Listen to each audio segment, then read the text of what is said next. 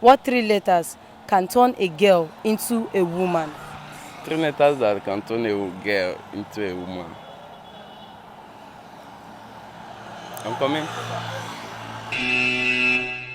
When she's pregnant, she has already turned into a woman because once someone delivers, she's no longer a girl anymore. Tí obìnrin bá ti dàgbà tó ti di pé ó bàlágà pé ó lọ́yàn láyà ó ti ń dàgbà.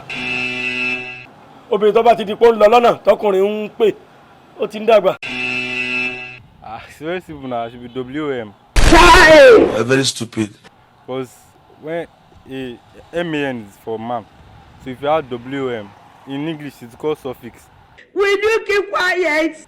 If you add the suffix to the man, Oh my God. to change the man to woman. So that is the 3 letters is WM. So it changes it from to woman.